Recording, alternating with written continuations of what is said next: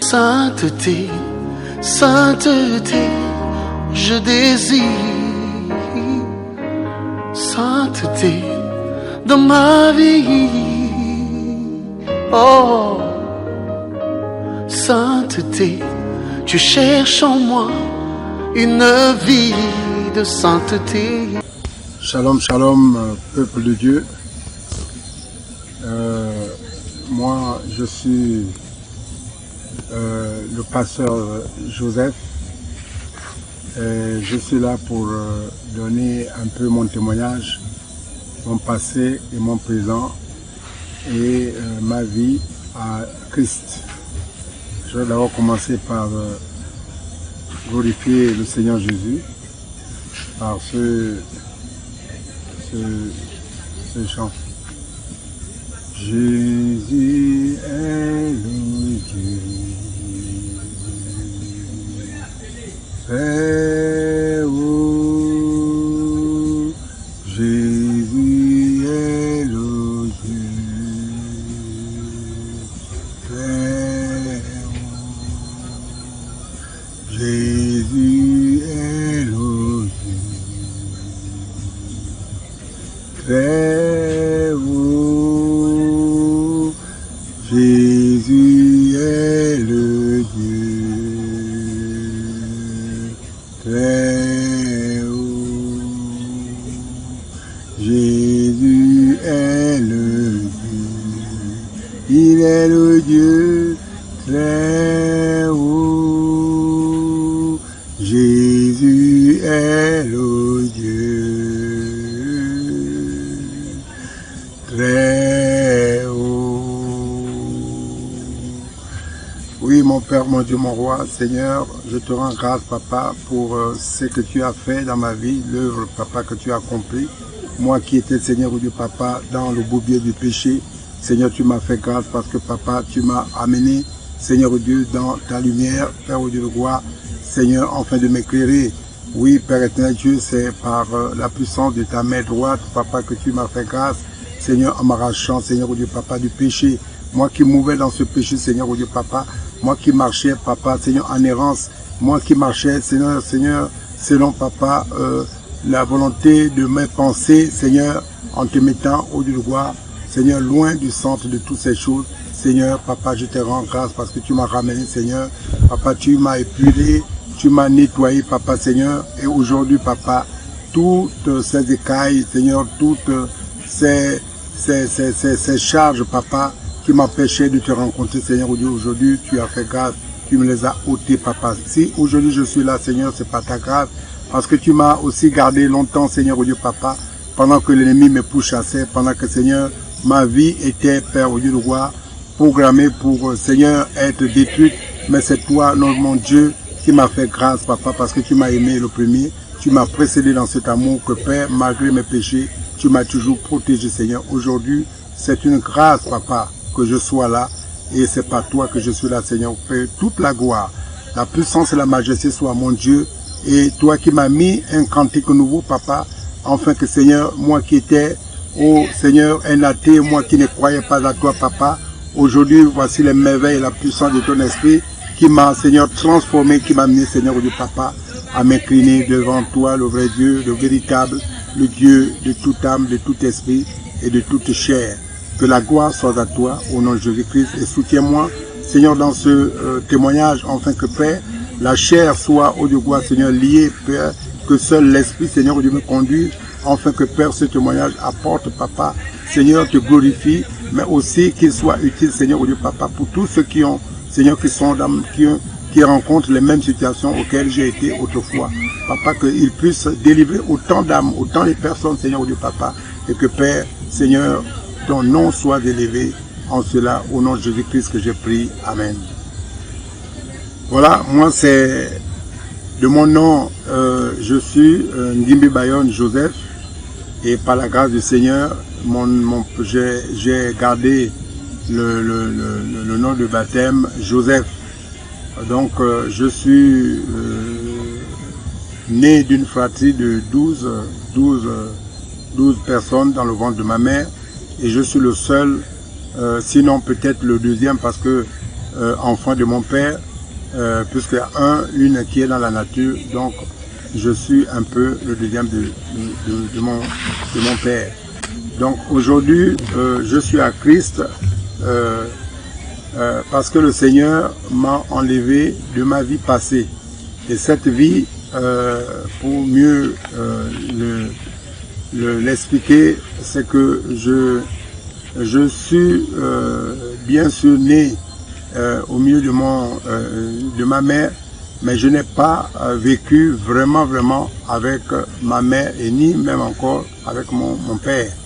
Donc déjà à l'âge de 8 ans, j'ai commencé à être envoyé chez les parents élargis, donc chez mon oncle. J'ai été, et puis je suis après revenu lorsque j'avais l'âge de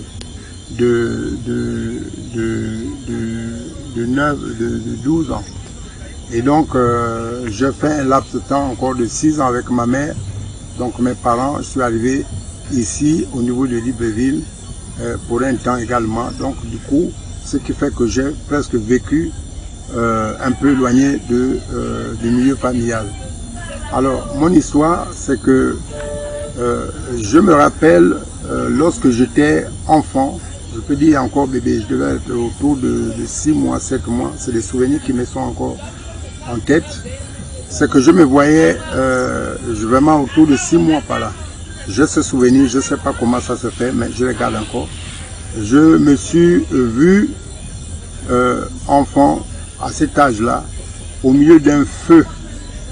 Un feu, vraiment un grand feu, comme si c'était l'incendie. Et je me rappelle que je suis, je ne sais pas comment j'ai pu garder ce souvenir à cet âge-là. Dieu seul sait, et je n'ai jamais oublié ça. Alors, ma famille maternelle était ancrée sur les rites traditionnels. Donc, ma mère elle-même, elle s'est retrouvée avec 12 enfants et elle les a élevés toutes seules. Et du coup, partant de Lambaréné auquel elle est originelle, puisqu'elle a un pied de Port-Gentil, un pied de Lambaréné.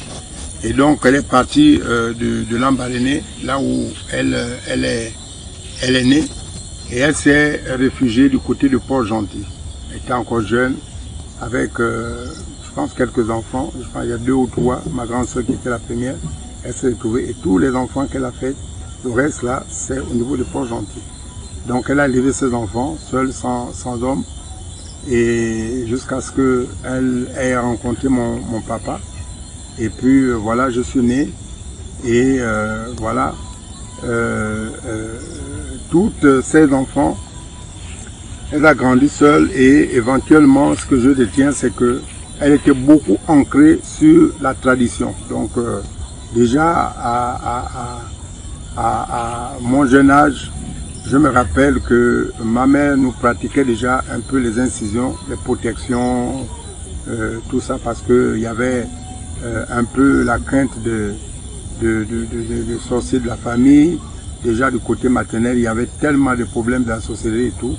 Donc elle a commencé à se lancer dans cette voie avec les protections, tout ça, des gilettes, des portions noires qu'on nous frottait, etc. Ben, je sais pas, j'avoue que je n'ai pas été longtemps, je ne suis pas resté longtemps avec ma mère. Donc ce qui fait que j'ai à un moment donné été épargné de toutes ces pratiques, au point que j'étais un peu isolé. Alors, la période la plus importante, c'est que pendant que j'ai été ici et là, envoyé chez les oncles, j'ai passé une enfance un peu vraiment martyre. Lorsque j'ai été chez mon oncle, je me rappelle que je n'ai pas été traité comme un enfant avec l'amour, mais j'ai été traité en fait comme si c'était un enfant différent. Il n'y avait pas l'amour et tout ça. Et mon oncle avait une femme, je me rappelle, qui me maltraitait beaucoup. Je me rappelle même des périodes où elle me faisait alité à même le sol. Elle verse l'eau au sol et puis je dormais là. Donc il y avait pas mal de trucs et aussi vraiment j'étais comme un enfant abandonné. La preuve en est que j'étais constamment avec un short qui était déchiré et j'y allais à l'école avec et on m'appelait l'enfant la culotte déchirée. Donc il y avait pas mal de traitements qui m'avaient un peu qui avaient un peu influencé sur ma jeunesse négativement.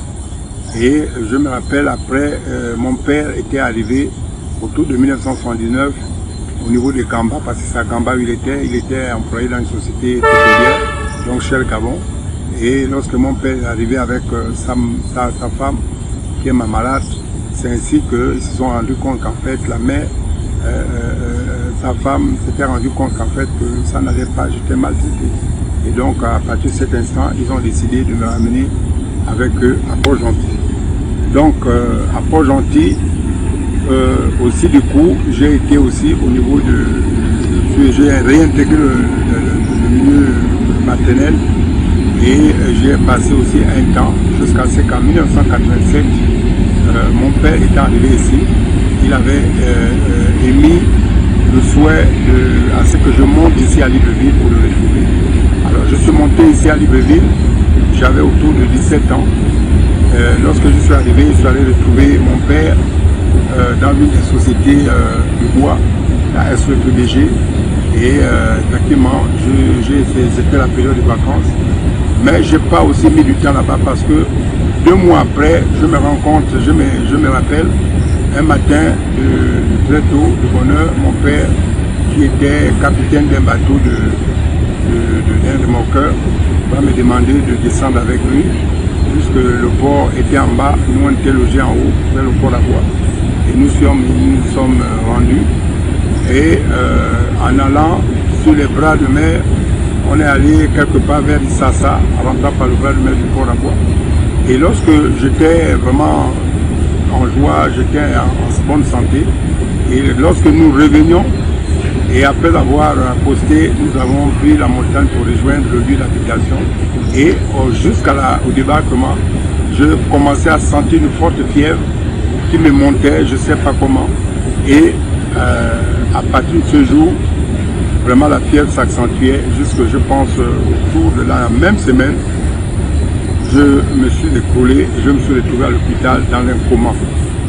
Je pense, si j'ai bonne mémoire, ce coma-là m'a amené pendant 2 jours. Donc j'étais dans le coma. Et là encore, en me réveillant, j'étais assisté d'un de mes grands frères et ça palabrait un peu avec ma mère, la femme à mon père, comme quoi elle m'apportait pour me visiter de la nourriture pourrie, moisie. Donc ça a un peu mis en colère le reproche de mon frère envers elle. Et puis voilà, il y avait aussi déjà cette maltraitance reprenait relais aussi du côté de ma malade. Donc, et ainsi, je vais me retrouver hors de mon père. J'irai chez l'une de mes sœurs, elle aussi habitant seule, habitant avec son mari. Ça n'allait pas aussi comme il se doit. Alors j'ai eu vraiment à ce niveau, jusqu'à ce niveau, vraiment une enfance un peu martyrisée. Et je me rappelle, il m'arrivait, même pour manger, c'était tout un problème. Et puis, je tombais malade malgré là où j'étais inscrit, effectivement j'étais inscrit à la réussite, mais toute la période, vraiment, l'école ça n'allait pas. Je tombais malade pendant 1 an, tous les soirs j'avais la fièvre pendant 1 an. À l'issue de ça, là où j'étais hébergé, chez ma grande sœur, elle avait pris la résolution de m'amener chez les féticheurs pour essayer de voir qu'est-ce qui n'allait pas. Et là, j'étais vraiment, ma vie était, ça ne marchait pas bien. Ma santé n'était pas vraiment stable, elle était vraiment perturbée au point que ça avait perturbé même ma scolarité. Alors, il y a des aspects qui me sont un peu très importants que je vais énumérer. C'est que pendant cette période, déjà ce coup-là m'avait amené à commencer à chercher le Seigneur. Il m'arrivait de lire maintenant la Bible, Je lisais la Bible, je commençais un peu à avoir un peu l'ouverture de la parole de Dieu. Et lorsque je me rendais chez mon père, à l'époque habitant à Likwala, dans un quartier de la banlieue de la zone urbaine, à cause de la faim, puisque ma soeur aussi, vraiment, avec son mari, ça n'allait pas avec les enfants qu'il avait, donc il n'y avait pas un bon traitement. Tellement on avait du mal à manger, donc il m'arrivait de faire de partir de Likwala jusqu'au port à bois. Donc vous imaginez, ça faisait autour de 10 km par là, à pied, aller-retour. Je me rappelle un jour, en marchant autour du pont Nomba, j'étais tellement fatigué avec la faim, tellement fatigué, à cette période-là, je devais avoir toujours 18 ans, à peine 18 ans. J'étais tellement fatigué, essoufflé, que je me demandais, Seigneur, qu'est-ce qui se passe? Je commençais à avoir des réflexions de maturité pour chercher un peu Dieu, pour demander, pour me plaindre de mon sort. Et je me rappelle, même en marchant, fatigué, à une distance donnée, je ne sais pas comment il fallait m'asseoir. Et puis, voilà comment je vois 1000 francs qui traînaient parce que je n'avais même pas de sous qui me permet, j'avais vu 1000 francs là. Je sais pas, boum, j'ai pris les 1000 francs, je suis parti. Alors, allez, quand j'arrive aussi chez mon père, je ne le trouve pas, la maison est fermée, il faut revenir à pied. Heureusement que j'avais cet argent que j'avais ramassé qui me permettait de revenir ici avec le taxi. Il y a tellement des points donc, où le Seigneur vraiment me donnait un peu aussi un soutien. Parce que quand je reprends encore tous ces éléments, je vois un peu combien de fois le Seigneur m'a protégé depuis cette période-là. Donc, alors, j'ai grandi comme ça, jusqu'au point que je me suis retrouvé vraiment en errance à Libreville. Et je crois que j'ai dû abandonner l'école.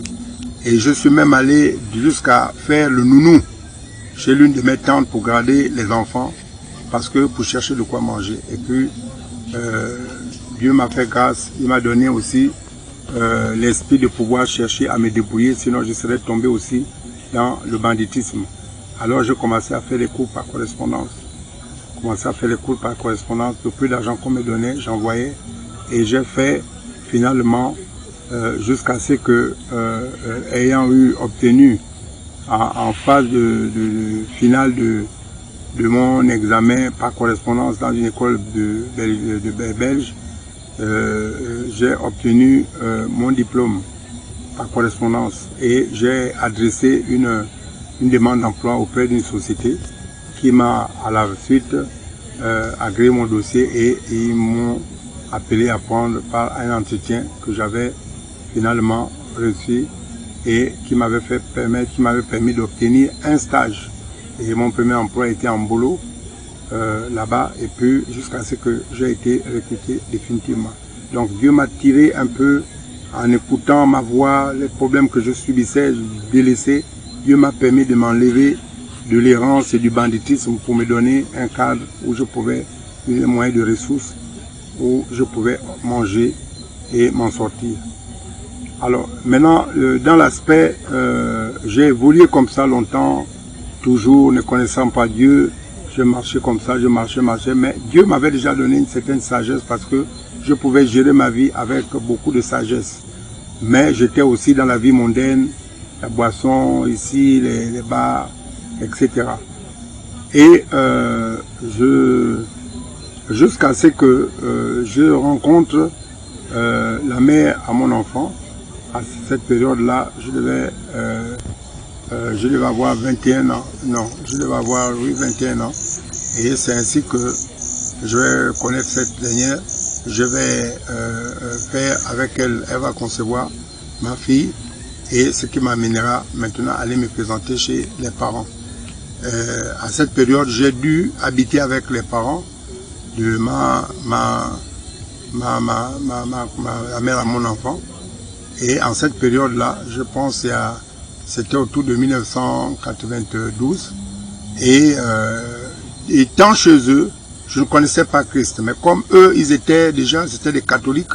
Ils étaient dans le Saint-Pidix. Alors ils ont commencé à m'attirer, puis je prenais part au catéchisme.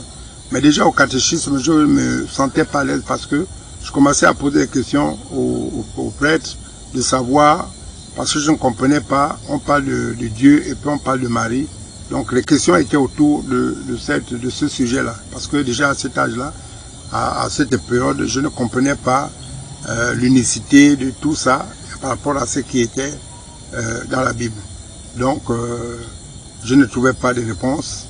Et puis je me rappelle, un jour, je marchais autour de la zone de Dawinje et j'ai vu l'étalage des commerçants qui vendent les livres en occasion. J'ai été captivé par un livre qui est le rescapé de l'enfer. Alors j'ai pris ce livre, je commençais à lire l'introduction, ça m'a intéressé, je payais. Je me suis mis à lire ce livre, je l'ai lu. Je vous dis que vraiment j'ai été à l'instant foudroyé par le témoignage de cet ancien sataniste et qui m'a fait prendre conscience de l'enfer, du paradis, mais surtout de la notion de Dieu et la position de Dieu par rapport au monde. Donc du coup, ça m'a fait tomber dans une situation où j'ai même dû attraper le mal d'estomac. J'étais triste et j'avais une crainte maintenant de l'Éternel et surtout de l'enfer et j'ai commencé à chercher. Donc ça m'a ouvert les yeux de comprendre finalement, parce que tout dedans, on parlait aussi de comment il s'était fait initier, il était passé par le catholicisme. Donc ça m'a permis de voir le visage du catholicisme là où j'étais et j'ai commencé à avoir un dégoût sur le catholicisme. J'ai commencé à attendre maintenant sur l'évangile du Seigneur. Bon, je n'étais pas affermi dans la parole et j'avais la soif de chercher une assemblée et il y avait un couple qui était à proximité, qui voyait tout. Il m'est arrivé d'apporter, de répondre avec douceur des grands-parents en disant non, les statues ne sont pas bons, Marie c'est pas Dieu. Vraiment ça a créé la colère de mes beaux-parents et ils se sont levés jusqu'à me mettre dehors à 19h parce que je m'étais réfugié avec la mère à mon enfant chez elle. Donc je me suis retrouvé accablé et troublé, mais moi j'avais la crainte et je leur disais non, ça c'est l'idolâtrie, c'est le diable, tout ça c'est pas bon, avec le petit langage que j'avais déjà au niveau des bribes de connaissance de la parole de Dieu et de l'enfer à base de ces témoignages. Alors déjà à partir de ce niveau, je commençais déjà à connaître un peu Dieu, mais d'une manière un peu non affermie. Et ils vont m'amener effectivement dans une assemblée. L'assemblée n'était pas aussi, le témoignage parlait aussi des aspects sur les autres assemblées en dehors du catholicisme. Je ne me suis pas senti à l'aise et je suis allé après toujours à la recherche d'une assemblée à l'Alliance chrétienne. Au niveau de l'Alliance chrétienne, j'étais délaissé. Je cherchais quelqu'un qui me prenne en charge, auquel je devais expliquer mes problèmes. Mais après une semaine, on s'est retrouvés, je ne sais pas, autour d'une activité, je ne sais pas ce qui s'est passé, en fait je n'ai plutôt bonne mémoire. Mais après j'ai commencé à exposer, j'avais la soif d'exposer mes problèmes. J'avais des problèmes de langage spirituel pour exprimer ce que je ressentais. Alors je me suis senti délaissé parce que personne ne pouvait me prendre en considération. Ils m'ont parlé de la psychologie, tout ça, ça ne réglait pas les problèmes. Et je me suis éloigné, je me suis sorti de là. Pendant que je n'étais même pas encore sorti vraiment. Alors je me rappelle, j'étais dans un poste, puisque je fais dans le domaine de la sécurité. Dans mes débuts, j'étais encore en poste et j'étais à la SEG, en face du Sénécom. J'étais dans une guérite. Cette guérite autour, elle est visible parce que le tour est en vitre. Et à la sortie, c'est à la SEG. Et puis voilà comment un des employés, à chaque fois, il me remarquait, j'étais toujours trempé dans la parole de Dieu, dans la Bible, parce qu'il me trouvait toujours à la guérite. Et puis un jour, voilà comment il me dit non, il balance comme ça en passant, Dieu n'existe pas. Je commence à regarder ce monsieur, je dis, ah frère, il faut craindre Dieu. Comment tu peux dire Dieu n'existe pas? Après, il partait, il n'y avait pas vraiment, il faisait pas, donc c'était des techniques d'approche, je ne savais pas. Une autre fois, il dit non, Dieu n'existe pas, et puis je lui ai dit non, Dieu existe, Dieu est omniprésent. Donc c'était des petits mots comme ça. Après un jour, il va me dire non, Dieu n'existe pas. Si tu veux, viens, je t'invite à une conférence qui est dans un hôtel méridien et tu verras, toi tu pourrais le voir. et j'étais tombé dans la part de l'ennemi. Je n'étais pas affermi dans la parole de Dieu. Voilà comment je me retrouve dans cette conférence. Il s'agissait des conférences de Raéliens. Et puis, je suis tombé, j'étais séduit, et je suis tombé à là parce que je n'étais pas affermi. Et c'est à partir de cette période-là, donc que je vais, de 1995, que je vais commencer, 94 d'ailleurs, je voulais dire, que je vais commencer, je suis tombé dans le piège de la secte de Raël, qui est un mouvement athée et un mouvement qui font la promotion des extraterrestres et ils remplacent les extraterrestres comme étant les créateurs selon leur doctrine, les créateurs, et que la vie serait venue de l'espace selon la doctrine qui est la base de cette doctrine, et que selon eux, il y a eu plusieurs créateurs et non un seul créateur. Bon, je ne vais pas trop rentrer dans cette doctrine-là. Et je suis rentré, je suis tombé en fait dans cette séduction-là. J'ai été pendant, j'ai été de 94 en 2015, donc pratiquement 20 ans. Et pendant ce passage-là, j'ai suivi des séminaires continentaux dans le continent africain. Le séminaire que la plupart c'était au Congo-Brazzaville. Et là-bas, j'ai eu, j'étais assistant. Je n'ai plus trop en mémoire les grades qu'il y avait, mais je pense que j'étais assistant. Ce sont des grades qu'ils mettent, qu'il y a au niveau de cette organisation-là. Alors, dans cette-là, j'ai vraiment utilisé, j'étais convaincu à cette période-là qu'effectivement, il n'y a pas un Dieu qui est éthérique, il n'y a pas un Dieu qui est omniprésent, il n'y a pas un Dieu qui est omniscient. Donc j'étais tombé dans ces pièges-là et je commençais à me jeter finalement dans la prison de l'athéisme en croyant à des êtres qui sont matériels selon eux. Et le clonage, tout ça, la nanotechnologie, donc basé sur la science, c'est la science pour eux qui est leur avenir. Donc je suis tombé dans ces perditions, etc.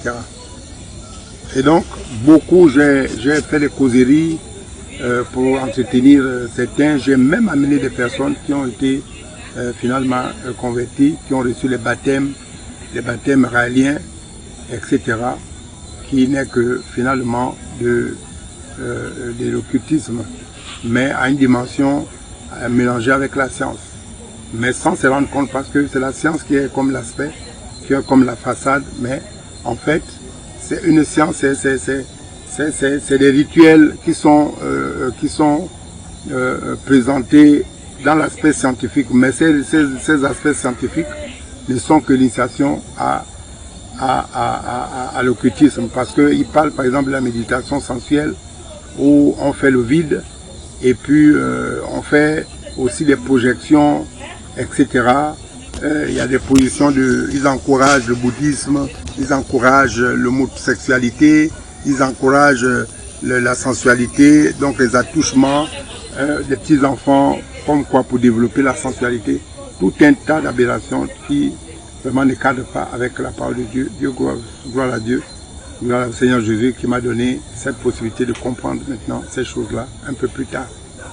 Alors j'ai vécu longtemps comme ça, j'ai porté des grosses médailles avec des pentacles, la croix gammée, voilà, pour eux qui expliquent que rien ne se perd, mais tout se transforme. Donc avec le système de la voie lactée, etc., tout ça là, je portais ça, même quand j'allais au travail, vraiment, je vivais ce mouvement-là de façon ouverte. Et puis, j'ai été affecté après en 2003, 2004, je pense en 2004, à l'intérieur. Et vraiment, parce que déjà, après ma vie, quand j'étais là-dedans, je voyais d'abord que ma vie avait pris une autre dimension. j'étais dans la mondanité à une vitesse incroyable.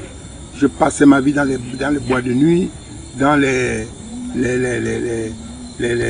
espaces de bars où les mouvements sont très fréquents. J'avais une vie d'impudicité, etc. Donc je vivais une vie qui était vraiment désordonnée à un niveau grave.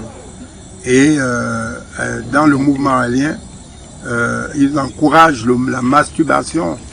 La masturbation, ça m'en a fait qu'amplifier aussi, à m'induire dans la masturbation. Je me masturbais exactement, donc de manière un peu très fréquente, vraiment très fréquente. Tout ça, c'était pour eux, c'est agréable, ça permet de développer l'homme. Il faut vivre une vie épanouie, une vie libérale. Donc au point qu'on touche un peu de tout. Alors, un moment, je suis rentré un peu, il y a comme une volonté de quitter la capitale, comme pour aller me réfugier, parce que je commençais à avoir peur avec mon rythme de vie. Il pouvait m'arriver de faire 3 jours successifs, je ne dors pas. Je suis boulot, le couloir de la mort, dans les ambiances, les bars, les boutiques, les femmes, etc. Je rentre à 5 heures, rien que pour me changer. 6 heures, je suis parti. Donc j'avais une vie qui était à une vitesse que je ne pouvais pas maîtriser. Et donc il m'a fallu, maintenant c'est venu en esprit, il y avait cette envie de m'éloigner de la ville, aller dans une zone où je peux réduire ce rythme. Ainsi, j'ai vu avec mon entreprise qui m'a envoyé à Abitam, donc à Abitam en 2004. Donc je me suis retrouvé là-bas, croyant à m'isoler, mais effectivement, les choses vont encore aller de pire en pire, c'était plus pire là-bas. Je me suis retrouvé au niveau de cette province, toujours dans le réalisme. Toujours dans le réalisme. Alors, ce qui est important, c'est comment je commence comment le Seigneur commence à me parler. De manière, comment le Seigneur commence à me parler. Le Seigneur commence à me parler lorsque, à un moment donné, je vais me retrouver face à un incident qui a eu lieu auprès du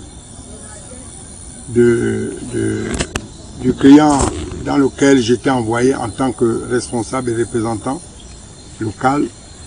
Je me retrouve face à un incident où qui va m'envoyer, ou dans lequel je serai, comment dirais-je, je serai assigné pour la justice, parce que il y a eu un employé qui aurait fait sortir du matériel sans l'aval de la société, étant donné que les sorties de ces matériels ne devaient pas être faites sans qu'il y ait un bon. Et donc, à l'issue de ça, ce dernier avait sorti ce matériel et j'ai fait des comptes rendus auprès de la hiérarchie, puisqu'il avait remplacé le titulaire qui était le directeur du complexe, qui était en étranger, et c'est à la suite de son retour, à la suite de son retour de congé, lorsqu'il viendra, je vais commencer à lui faire un peu le bilan des activités derrière, et c'est en cette dessus que je mettrai en disposition les comptes rendus sur les sorties frauduleuses de ce matériel. Alors, finalement, ce dernier va être licencié et ça va, en retour, l'employé va me poursuivre en justice. Voilà, donc ce dernier va finalement porter l'affaire au tribunal et ça m'amènerait là-bas et au point que voilà, il va m'attaquer en diffamation et en calomnie.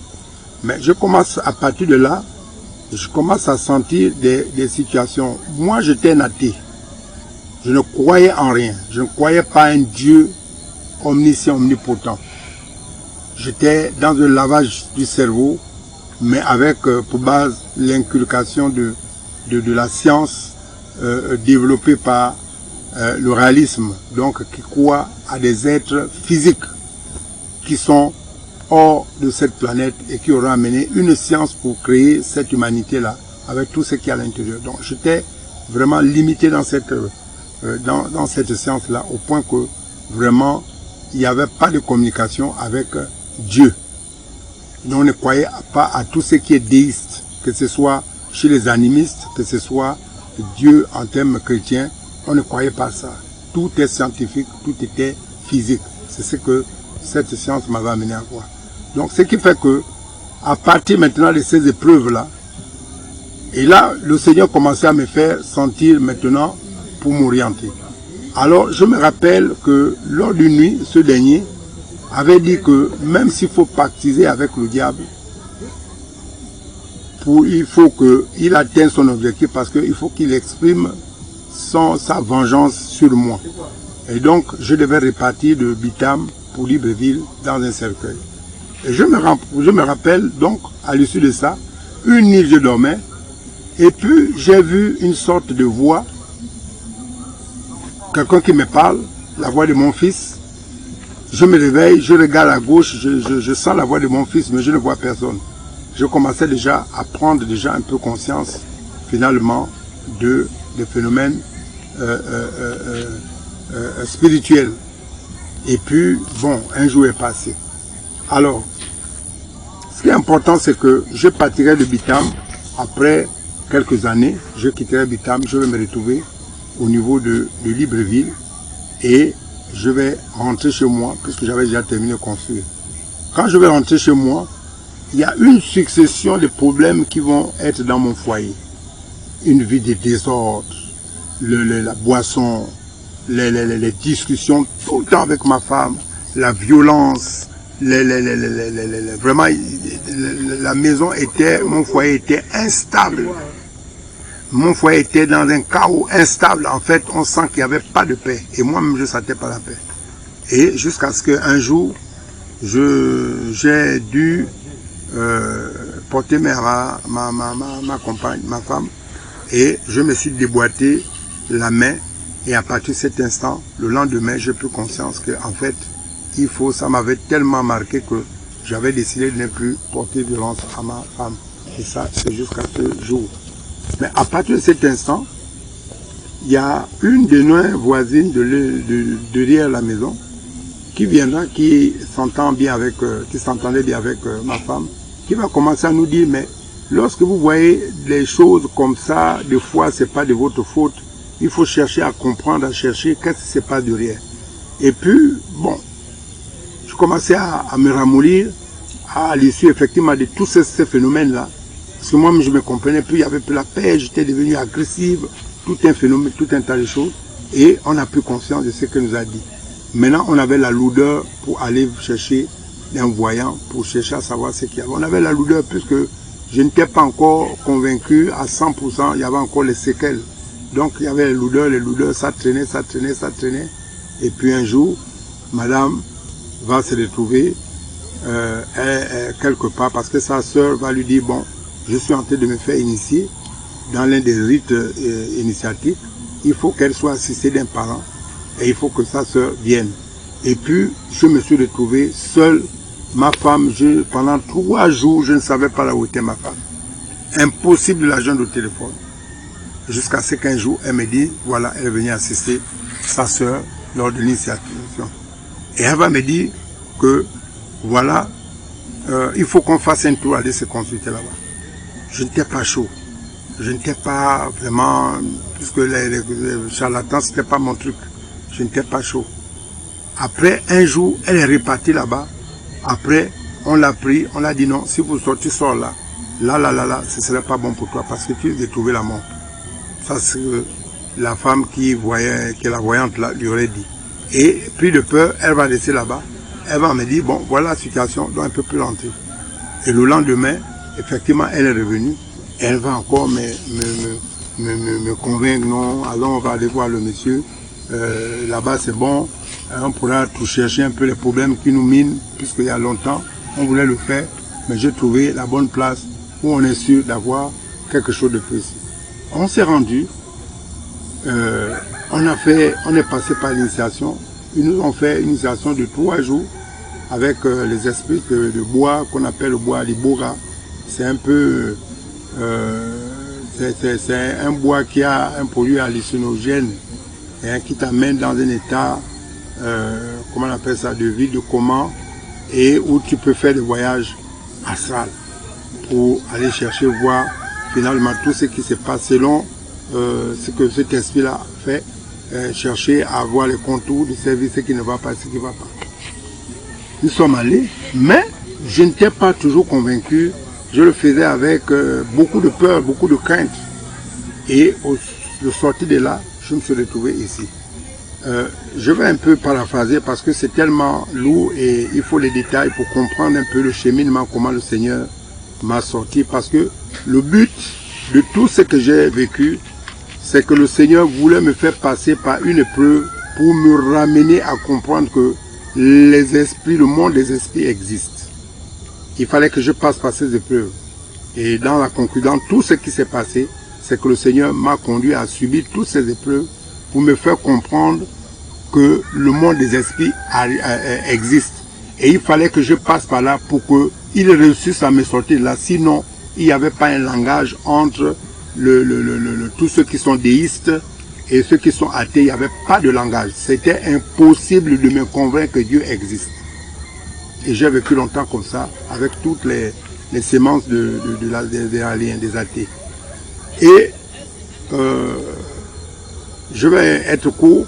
La prochaine fois, je prendrai bien, peut-être dans la deuxième partie, pour mieux expliquer, parce que il faut le cheminement, c'est très important ce cheminement-là. Parce qu'il y a eu beaucoup de choses qui se sont passées, et là où j'ai vu la main de l'Éternel parler, le Seigneur m'a parlé au travers de ces événements.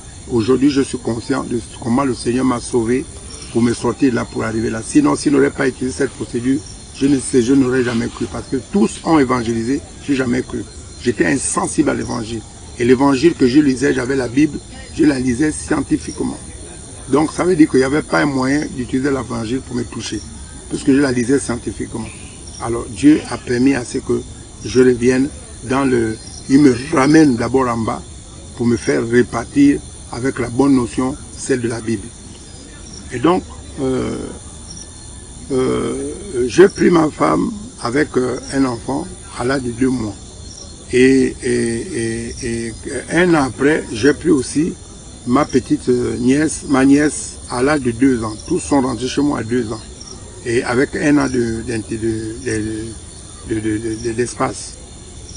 Alors, les 2 enfants, je les ai grandis, élevés. Et quand j'ai pris l'enfant de ma femme, il était toujours anémie. Il était toujours anémie.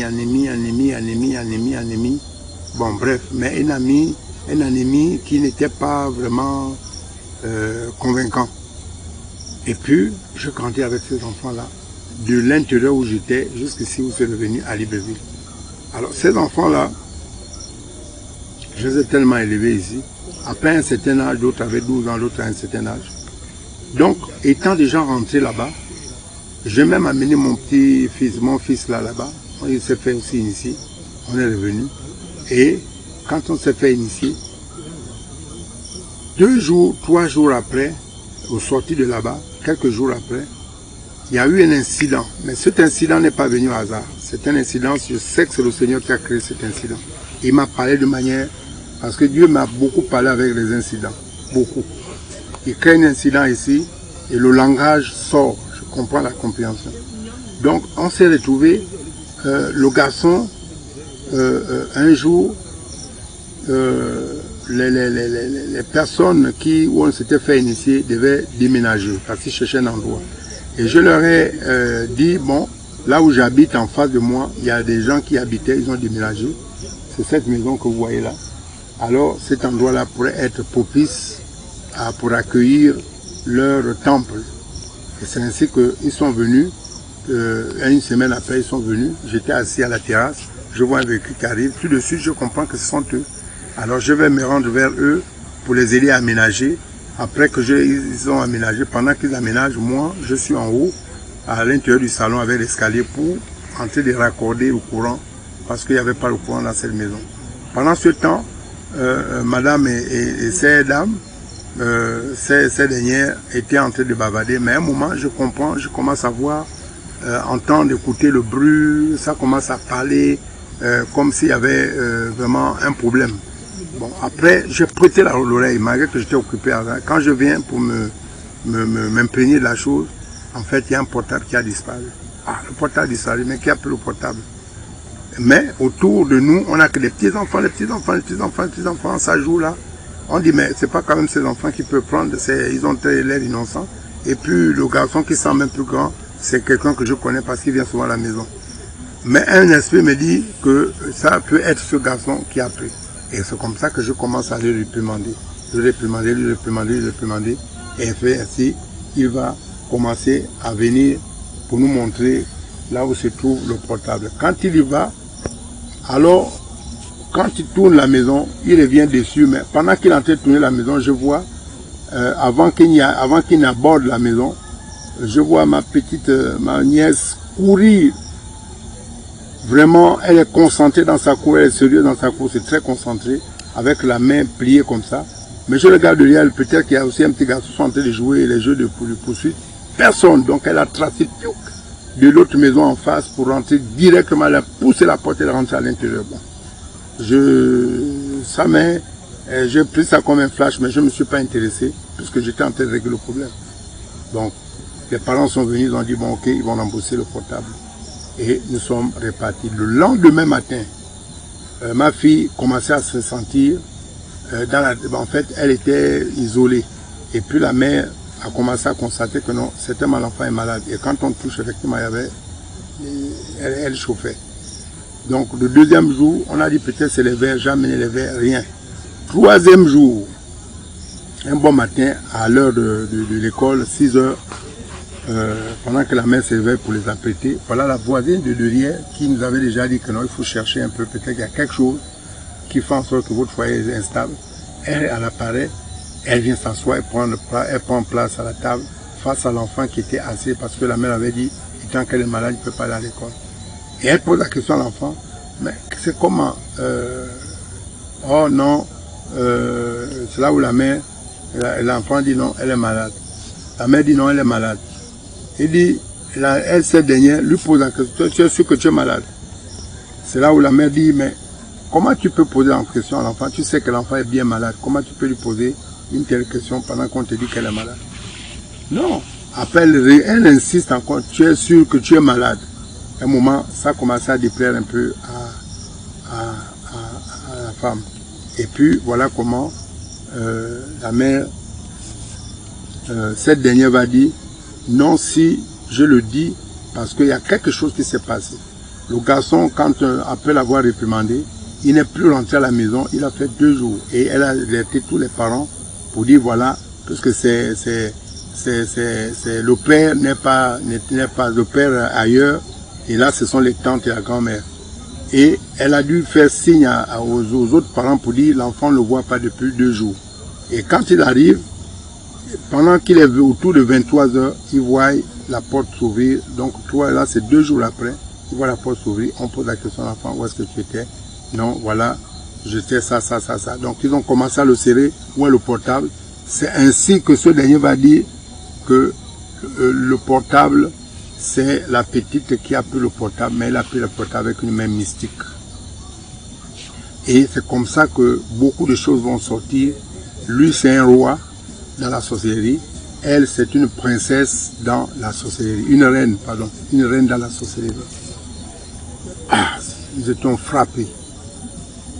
Et l'enfant commençait à développer et il nous donnait des précisions exactement dans ce qu'il était en train de dire. Ça nous a choqués. On a interrogé l'enfant. L'enfant, c'était difficile de lui arracher la parole. Quand je commençais maintenant à changer de tactique avec les sentiments, pour dire voilà, parce qu'après, l'autre a expliqué tout le désordre qu'elle faisait dans la maison, les mains cassées, l'objectif c'est de me faire tomber malade. Et je lui prenais avec les mots et les sentiments, mais si je tombe malade, comment je vais faire pour te garder? C'est moi qui t'ai pris depuis l'enfance, je suis comme ton père. Et à un moment donné, étant figé là où elle est là, les yeux ne bougeaient pas. Après, je vois les larmes maintenant commencer à couler. Elle avait 12 ans. À cet âge déjà, les larmes commençaient à couler. Et c'est ainsi comme ça que j'ai commencé maintenant à confesser. Et c'est là où j'ai pris conscience que la sorcellerie existe. Et tout ça, c'est le Seigneur qui permet que ces choses se passent. Alors la question que moi je m'étais posée, je dis, mais je sors de là où chez les voyants, tout ce monde-là était là-bas. Comment on ne m'a pas dit que voilà les problèmes que tu as, ça vient, la source vient de ta maison. Personne ne m'a dit, puisque le diable, Satan ne peut pas diviser son royaume. Alors, tout de suite j'ai compris, j'ai commencé à prendre conscience de Dieu. J'ai dit, mais ça ce n'est pas un hasard. Il y a eu un incident, certainement c'est pour que les yeux s'ouvrent, on m'ouvre les yeux pour comprendre réellement que voici exactement. J'ai commencé à prendre conscience et puis, étant initié, j'étais devenu un adepte de ce sexe-là. Il n'y a pas un jour où on ne dansait pas. Je faisais de 3 jours successifs, nous sommes dans les veillées, toujours en train d'évoquer les esprits, à gauche, à droite. Le matin, je me trouve avec le kaolé, je me trouve même au travail avec le kaolé. Donc, après, j'étais là 6 mois, 7 mois, 8 mois. Et au moment où, ce qui est impressionnant, c'est que dans ce voyage que je faisais, dans le bois en question, je voyais des paysages, j'arrivais dans des mondes, mais ces mondes-là, je n'étais pas physique, c'est comme si c'était un écran, c'est comme si c'est le regard qui occupait toute la surface, c'est comme si une projection en fait. J'arrivais dans des mondes terribles, où il y avait, les femmes sont habillées en maillot, en plein des bateaux de toutes formes, etc. Vraiment un paysage excellent, une ville, une métropole de haut niveau, avec une civilisation de haut niveau. Donc j'avais tantôt, il m'arrivait de voir aussi des visions où il y a des accidents, des avions qui s'écroulent, les animaux qui pourchassent, etc. Il y avait tellement de choses que je voyais au travers ces visions qui me montraient un peu d'autres mondes, etc. Mais je n'avais pas encore une lecture exacte. Donc pour moi, je mettais la notion de Dieu dedans. Donc je disais qu'effectivement, chez les animistes aussi, c'est le véritable Dieu qui est là-bas. Parce que nous, on peut voir Dieu. Vraiment, je suis passé d'une autre étape de l'athéisme à une croyance, mais une croyance qui n'est pas bien centralisée. C'est une autre croyance parce que là, c'est une autre divination. Alors, ce qui est un peu frappant, c'est que à un moment donné, je commençais à avoir le discernement. Le discernement prenait de l'ampleur pendant que j'étais dans ces veillées, ces veillées de Ngosé, dans ce temple-là, je commençais à avoir le discernement. Il est arrivé même qu'un jour, j'étais en discernement en train de me poser, j'étais en train de discerner un peu tout ce qui s'est passé, même l'esprit qui avait incarné la dame qui est le gourou. Et cet esprit-là, qui était derrière la femme, va même me dire, mais pourquoi ton cœur bat comme ça? Effectivement, mon cœur était déjà en train de scinder. Avec le discernement, je commençais à comprendre que je suis dans un mauvais endroit. Et l'esprit-là comprenait que je suis en train de me rendre compte que, parce que la peur commençait à me prendre, que je me suis tombé dans un mauvais endroit. Donc, le discernement venait, et je commençais à me rendre compte que je suis dans un mauvais endroit. Mais pendant que ce qui est un peu frappant, c'est que pendant que je suis dans ce culte, dans ce temple, il y a un esprit qui me dit, mais tout ce que tu es en train de discerner là, que ton esprit est en train de discerner pour comprendre que ce n'est pas le vrai Dieu. Mais toutes ces choses, il y a un livre que tu avais pris en 2013, qui se trouve dans ta chambre, ce livre-là au-dessus. Et c'est dans ce livre-là que tu trouveras plus de détails. Et ce livre, je me rappelle comment je l'avais imprimé. Un jour, je suis allé au travail, dans un pool, et un dimanche, j'avais un travail à faire, mais ma machine était bloquée. Je me suis rendu chez la secrétaire, utiliser sa machine, et lorsque je vois dans son bureau, il y avait un livre qui était écrit témoignage d'un ex-sataniste. J'ai cliqué, j'ai lu l'introduction, mais comme j'avais une autre préoccupation, je n'ai fait qu'imprimer et j'ai mis dans une enveloppe A4. Je suis venu avec ça à la maison, j'ai jeté ça à la moire à linge. Je n'ai jamais plus lu ça. Là, nous sommes en 2013. Maintenant, en fin 2015, 2016, c'est ainsi que j'avais oublié, je ne savais même plus que j'avais amené ce livre. C'est là, pendant que je suis dans le temple d'initiation, le temple de animiste là, l'esprit me dit, va, tu avais un livre que tu avais pris. Effectivement, tu allais prendre ce livre.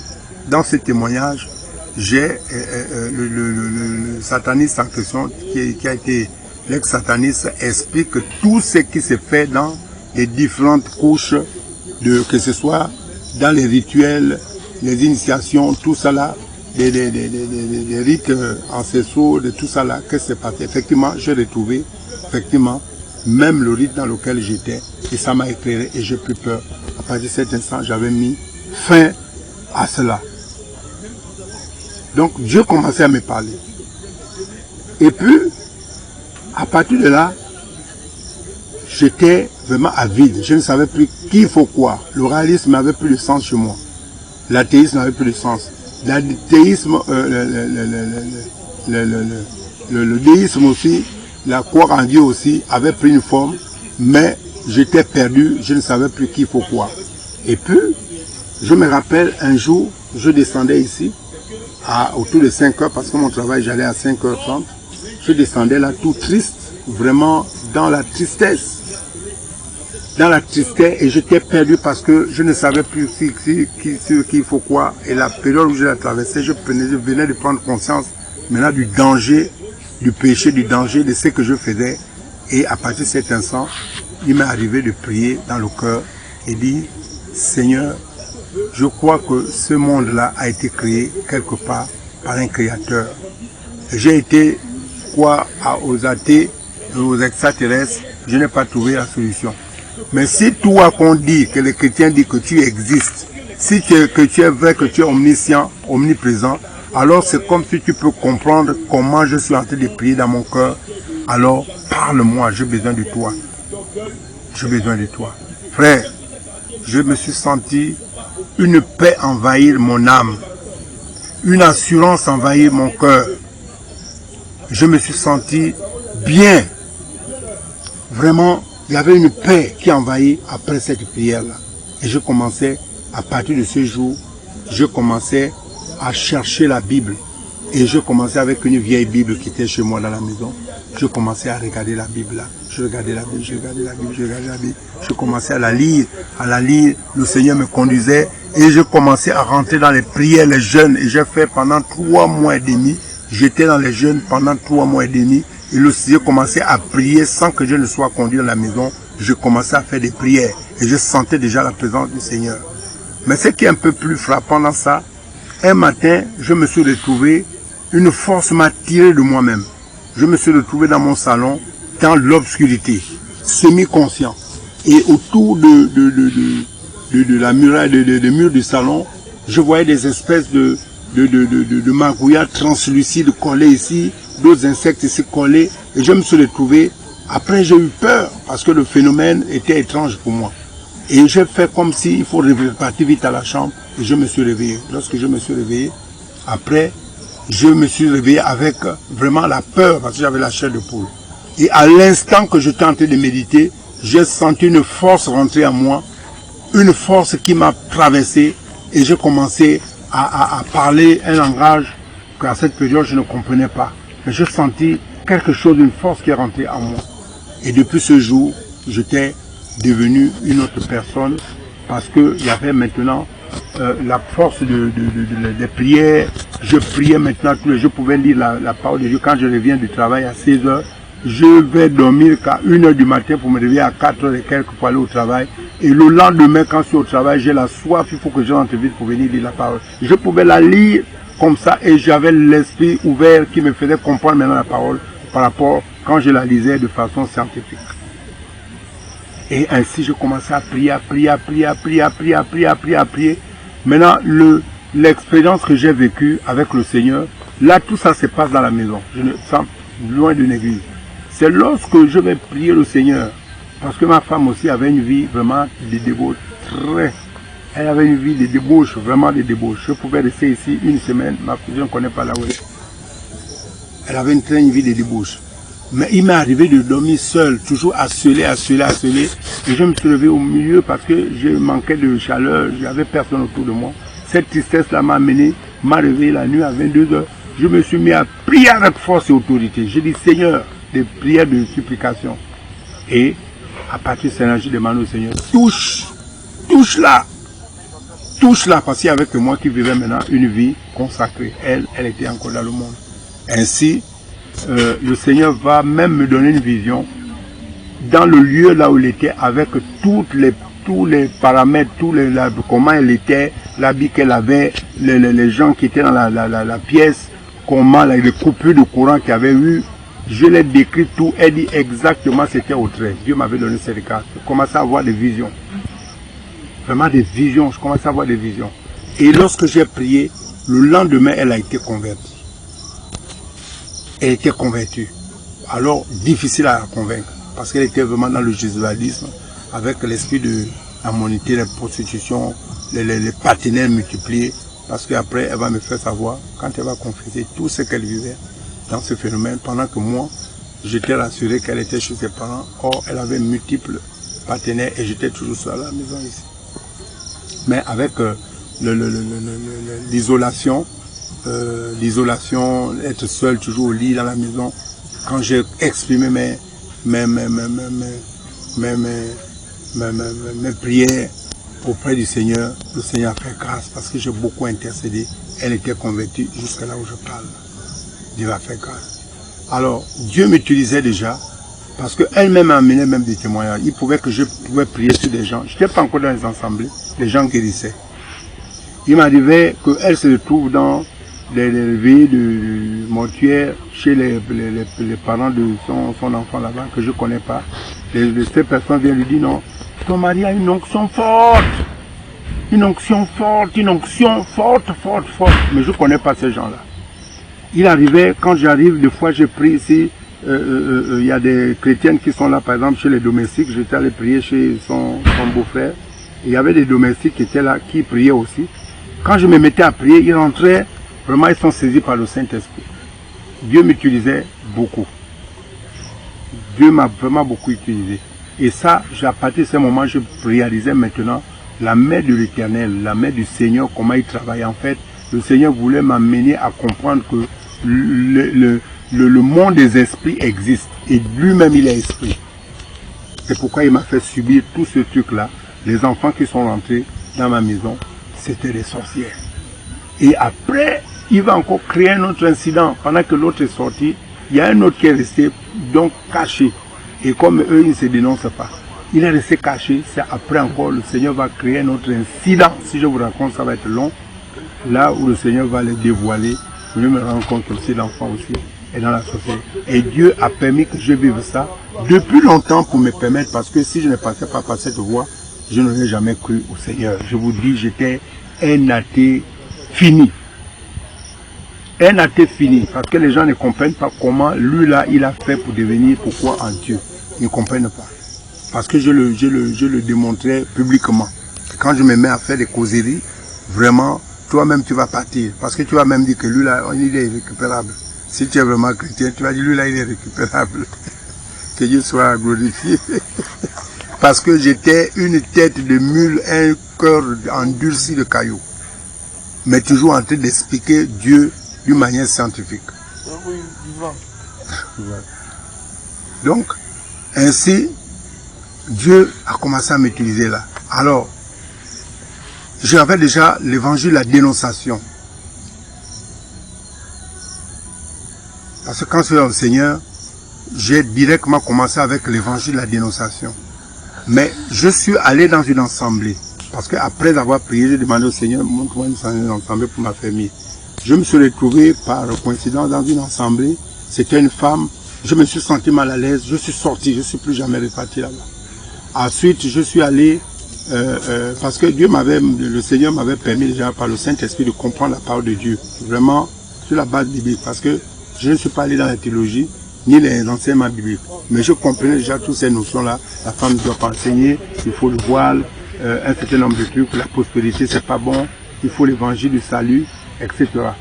Et je me suis retrouvé dans cette assemblée. Mais cette assemblée aussi, c'était un occultisme, vraiment un occultisme. Je ne veux pas trop rentrer dans ça parce que le Seigneur va me permettre, puisque j'avais déjà le don de vision, Dieu me montrait plusieurs fois le serviteur de cette église-là. Pendant 1 an, je l'ai vu à 3 reprises et il avait toujours les mêmes tenues. Parce qu'à un moment, je me suis posé la question, on ne peut pas en un an, tu peux pas arriver quelqu'un avec la même veste. À la mesure, on va te donner une variation d'habillement, tu peux voir sur d'autres formes, mais toujours dans la même fréquence. Et je le voyais ici. Première fois, je le vois en train de faire le rapport avec madame. Mais j'avais la crainte des hommes de Dieu et je ne pouvais pas. J'ai dit, bon, peut-être c'est des rêves sataniques. Je ne considère pas ça. Et je suis resté longtemps. Le Seigneur a persisté de me montrer ça. Parce que maintenant, le troisième songe, c'est celui où quelque chose devait être exécuté dans les 2 jours qui arrivaient. De façon naturelle. Parce que après, lorsque je vais prendre le courage de soumettre la situation à madame. Madame me dit, oui, effectivement, moi aussi, je voulais te dire parce que j'étais prêt déjà même à te porter plainte. Parce que ton église là, voilà, c'est que ton type dit, voilà, il me dit, je vais, pour le problème de ton ventre, il a commencé avec beaucoup de techniques d'approche, voilà, tantôt il dit non, voilà, il faut toujours faire plaisir à ton père, des mots qui commençaient comme ça, ensuite, il va aller en retraite parce qu'il y a une conférence, il va aller s'isoler à l'hôtel. Et puis je commence à me poser la question, je dis mais il vit dans un studio seul, il n'a pas de femme, il n'a pas d'enfant. Pourquoi il va aller faire la retraite dans l'hôtel alors qu'il vit seul? Et après, madame me dit non, il m'a dit comme il va s'isoler, voilà, il faut que il aille. Elle ira le rejoindre là, il sera logé là-bas. Mais en attendant, il l'appellerait pour aller payer certaines choses au marché. Parce qu'elle va faire un travail avec elle pour son ventre, mais il va lui dire ce qu'il faut aller payer au marché, tout ça là. Et il faut seulement, quand tu viendras, il ne faut pas que je sois informé qu'elle vient, à chaque fois elle ira là-bas, je dois être pas informé. Bon, c'est là où elle va dire, mais c'est mon mari, et puis je ne peux pas sortir très tôt le matin sans dire là où je vais aller. Et il va lui dire non, arrange-toi de sortir, l'essentiel c'est qu'il ne doit pas savoir que tu viens la rejoindre là. Bon, vous voyez, il y avait des choses, et Dieu me montrait ça déjà en songe. Et le dernier jour qu'il m'a montré ça, c'est le lendemain que ça devait être exécuté.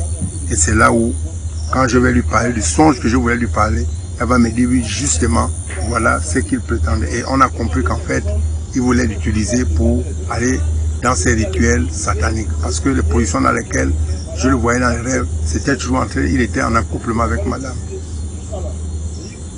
En accouplement avec madame. Donc voilà un peu, je suis sorti de ce milieu-là et on a encore fait un travail de 3 mois, on est resté à la maison pour demander la face du Seigneur. Seigneur, montre-nous quelle est l'assemblée, on va aller.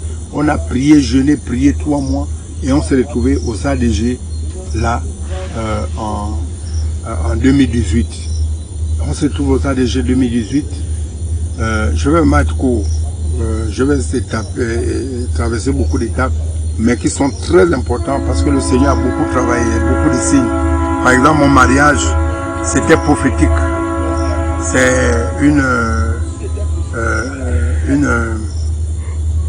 une intercesseuse qui a eu la prophétie et qui a déclaré. Et la prophétie a dit que c'est là. Parce que j'ai été trop abusé, le Seigneur a vu ma souffrance, c'est maintenant qu'il m'exauce. Il dit, il va le faire, il va me donner une femme. Il va me donner la femme, le mariage, il va me le donner. Parce que j'ai trop souffert. Et toutes les femmes que j'ai eues ont abusé de moi. Effectivement, elle était déjà même dedans. Parce qu'ils ont dit aucun d'eux, effectivement tous, même elle-même. Parce qu'elle a confessé, ça c'est du passé. Mais la prophétie était déjà là. Donc moi j'ai persisté à garder. J'ai dit, mais si je la laisse à l'état là, elle est finie. Donc je me suis abstenu dans la sagesse, j'ai dit, il faut que je l'encadre, l'essentiel c'est de la porter. Et aujourd'hui, quand la prophétie là est sortie, c'est après que j'ai eu le cas où il fallait maintenant, il y a eu les incidents là qui m'ont fait sortir. Donc 1 mois après, le Seigneur m'a sorti là-bas, après avoir donné la prophétie que j'ai entendue là, à l'aide de la bouche d'une servante là. Et après, J'ai eu mon mariage à base de 200 000. En 6 mois, le Seigneur, il a dit, avec argent ou sans argent, il me donne le mariage. Et tout ce qu'il a dit, c'est accompli au trait. Parce que j'ai épousé ma femme avec 5 millions. En espace de 6 mois, j'avais que 400 000 francs dans mon compte. 400 000. Il m'a fait épouser, cet argent est venu et j'ai épousé ma femme. Donc aujourd'hui, pendant que j'étais dans les ADG, j'étais un peu, j'avais déjà l'évangile de la dénonciation, l'évangile de la sanctification, je l'avais déjà passé, je m'étais déjà oublié. Alors j'ai commencé à avoir un peu le dégoût entre ce qui est parlé à la parole et ce qui est pratiqué dans les ADG. Le dégoût, c'est que les femmes sont voilées, mais elles ne sont pas vraiment voilées. Pourquoi? Parce que pour eux, le voile, c'est une formalité. En dedans, il y a les mèches, on met le voile. Et l'habillement n'était pas convenable. Des fois, les jupes sont jusqu'aux genoux, les pieds sont dehors, les talons, on a les talons, on a tout. Bon, l'autre, c'était le maquillage. Ça me donnait un dégoût. Vraiment, je n'étais pas bien à l'aise. Et j'ai vu aussi, à partir de là, j'ai suivi des témoignages. Ça m'a vraiment frappé. J'ai dit, mais si la femme, on n'arrive pas à trouver autant de femmes dans la femme nigérienne qui avait témoigné, un ex-sataniste là. Puis on n'arrive pas à trouver les femmes. Donc moi, ça m'a vraiment touché. J'ai dit non, je vais travailler un peu pour ça. Ainsi, j'ai fait un article que j'ai écrit sur le sujet. Le titre, c'était la sanctification de la parole de la femme. Et j'ai, à l'aide de la parole de Dieu, je suis allé développer à l'écriture de la parole de Dieu. J'ai pris cet article avec même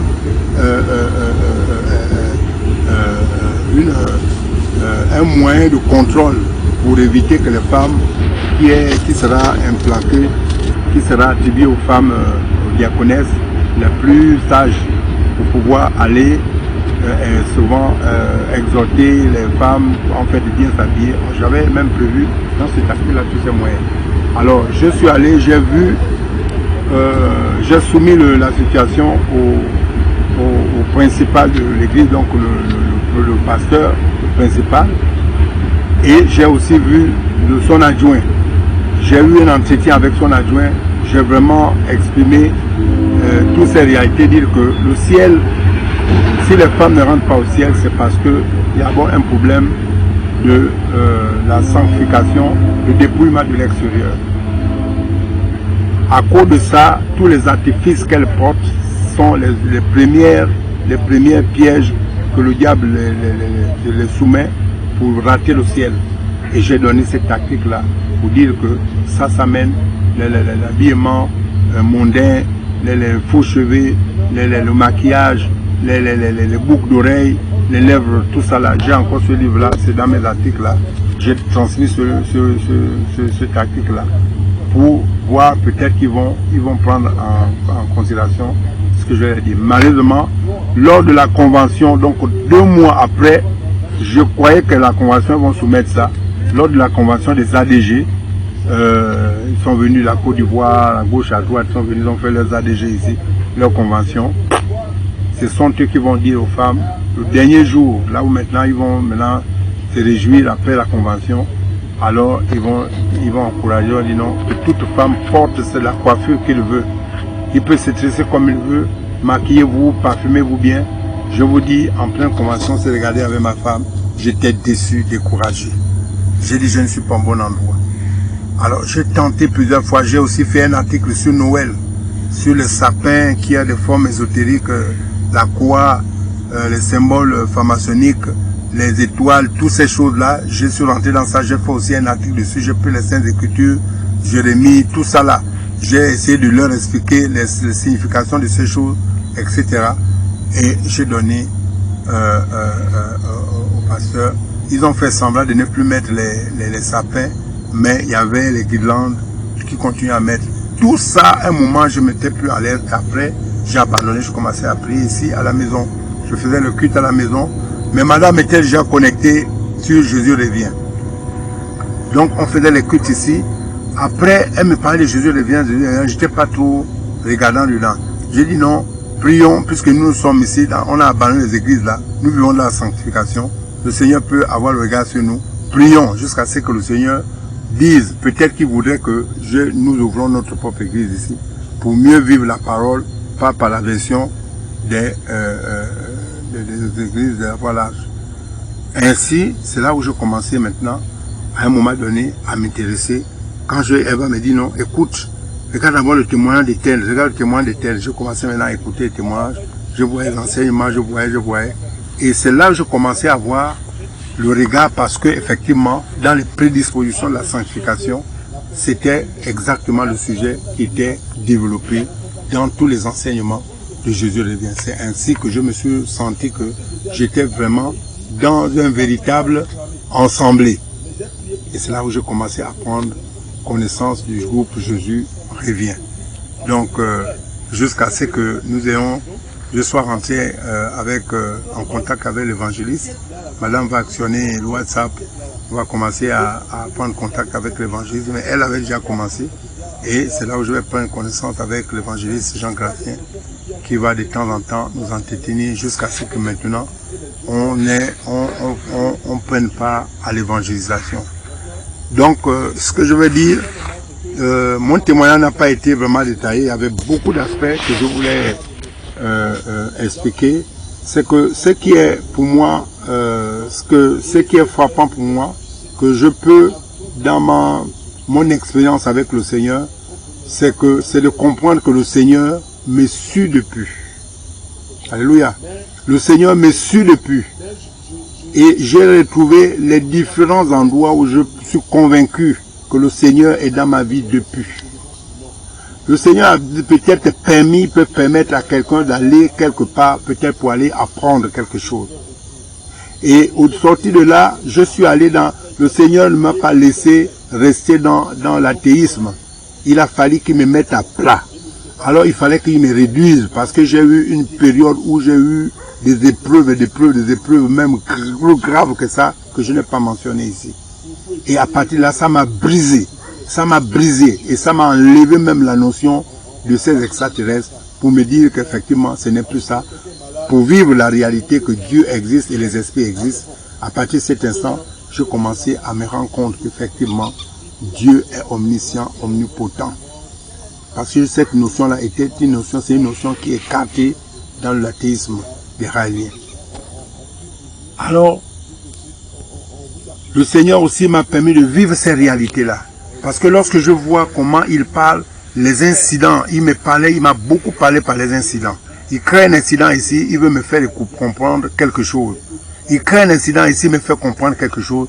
Et ça m'a permis aujourd'hui de comprendre finalement comment le Seigneur m'a suivi pour pouvoir me sortir du monde de la perdition dans lequel, dans l'ignorance, parce que je vivais totalement éloigné de Dieu, j'étais dans une autre rive. Et le Seigneur a fait grâce pour me sauver de là. Aujourd'hui, je me dis même que est-ce que si je serais encore là-bas, quelle sera ma finalité si ce n'est pas l'enfer? Aujourd'hui, je prends conscience de l'enfer. Aujourd'hui, je prends conscience du paradis. Aujourd'hui, je prends conscience des dangers qui sont liés au péché. Aujourd'hui, je prends conscience de l'œuvre de la croix. Aujourd'hui, je prends conscience que le Seigneur est venu mourir pour moi. Aujourd'hui, je prends conscience qu'il m'a racheté avec un prix, un grand prix, en versant son sang. Et aujourd'hui, je comprends que le péché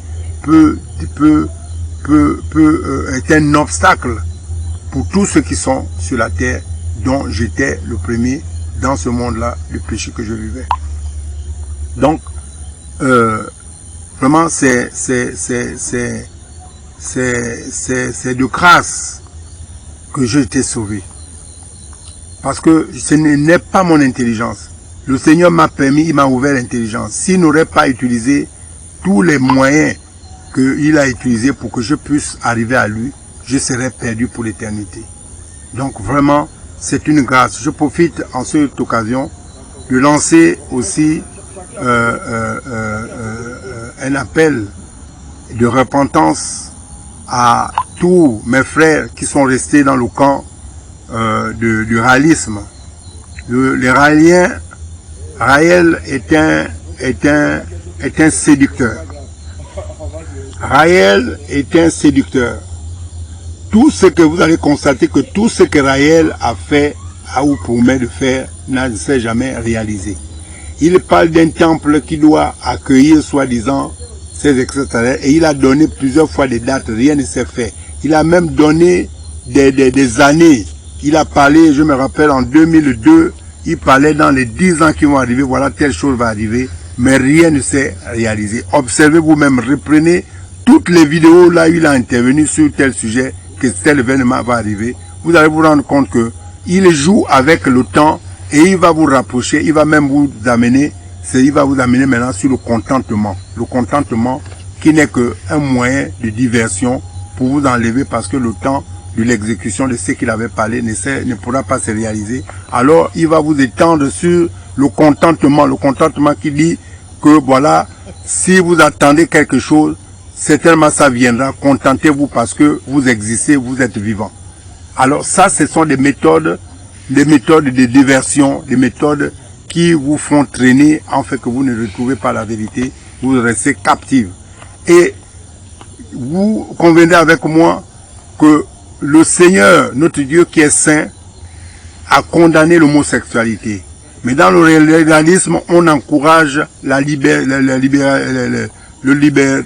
libertinage sexuel. Ils encouragent le lesbianisme. Ils encouragent la pornographie. Raël lui-même, il raconte, des fois il se masturbe, ses collaborateurs viennent le trouver en train de se masturber. Je dis ça, c'est le diable. Donc faites attention aux doctrines dans lesquelles vous plongez. Faites attention à toutes ces doctrines. Jésus est votre Seigneur. Dieu est esprit. La Bible dit que voici le temps viendra où les vrais adorateurs adoreront Dieu en esprit, en vérité. Ce sont les adorateurs que Dieu demande. Car Dieu est esprit. Bien-aimé, Dieu est esprit. Dieu n'est pas la chair. La chair, il a formé la chair. Mais s'il était chair, on devait le voir. Depuis la nuit des temps, on devait voir. Il devait être visible. Il n'y a pas de Dieu qui fait un voyage dans des planètes. La Bible dit qu'il a créé, c'est lui qui a déroulé l'étendue de l'univers. C'est lui qui a déroulé l'étendue de l'univers. C'est lui qui a créé la terre, les astres, tout ce qu'il y a. C'est lui qui a créé. Et vous lisez dans le livre de la Genèse, tout le chapitre 1 va vous expliquer. Et lorsque vous y allez, si vous croyez vraiment comprendre la parole de Dieu, n'enlevez pas l'aspect spirituel, mais vous prenez quelques versets, quelques livres des auteurs et vous ciblez des versets qui tendent à un aspect scientifique, mais vous ignorez que la science de Dieu est le plus grand scientifique et la science de Dieu, ce n'est pas une science matérielle, mais d'abord spirituelle. Donc, si vous allez à ça, vous allez comprendre. Si on parle de tout, même les scientifiques se sont basés sur Jésus parce que la notion du temps employée par les scientifiques, c'est toujours à la base de Jésus-Christ. Même les matières qui sont dans les différents établissements, vous comprendrez que Jésus-Christ est au centre du temps. Mais si Jésus-Christ est au centre du temps, révélez dans la notion de Jésus-Christ, ne l'utilisez pas comme étant, ça veut dire que vous êtes tenté de reconnaître la divinité de Dieu, de Jésus, sans vous rendre compte. Parce qu'il influence même le temps qui est prononcé par les scientifiques. Donc, revenez dans ça. Jésus est Dieu. Si vous lisez la Bible avec un regard spirituel, vous l'aurez. Mais si vous croyez que la Bible dit, dans les Saintes Écritures disent que la parole de Dieu est esprit et vie, alors vous allez comprendre que ce n'est pas votre intelligence qui est capable de vous faire comprendre la notion de Dieu et la connaissance de Dieu et de sa science et sa préscience.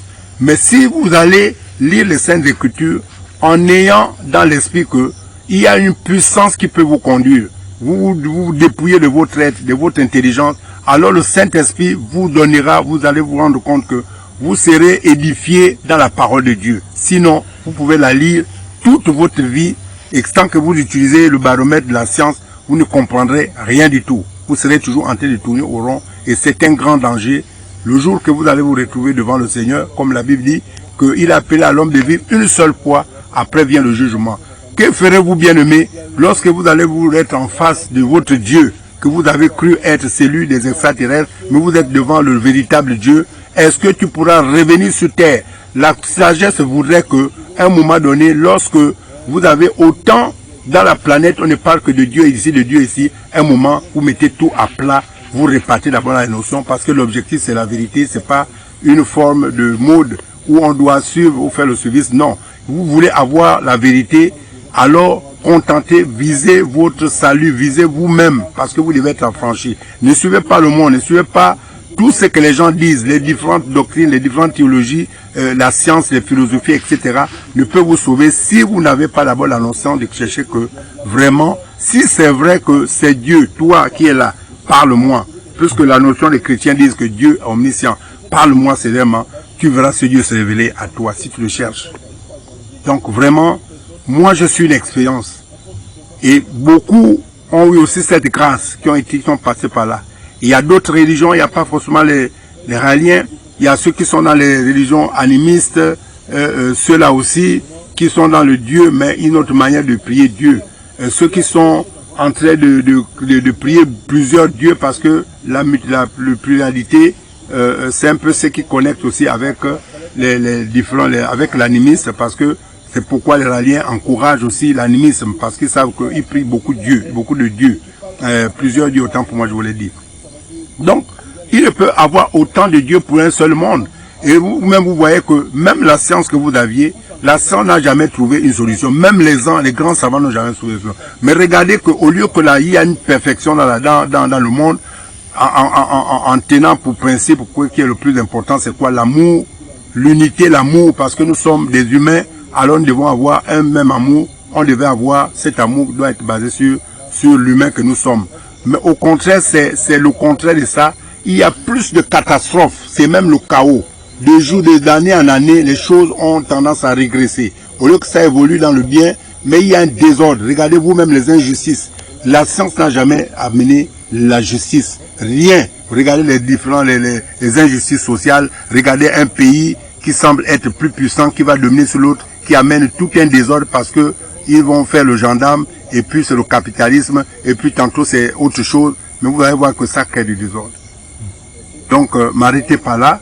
J'espère que la prochaine fois, je reviendrai avec les différents aspects que je n'ai pas pu énumérer pour ajouter, pour fortifier encore mon témoignage. Donc, voici un peu l'appel que je vous donne. Jésus est Dieu. Le retour de Jésus est imminent. Repentez-vous pour le salut de votre âme. L'enfer et le paradis sont des réalités. Dieu dit, je mets devant toi la vie et la mort. Bien-aimé, le Seigneur t'aime bien et te dit, choisis la vie.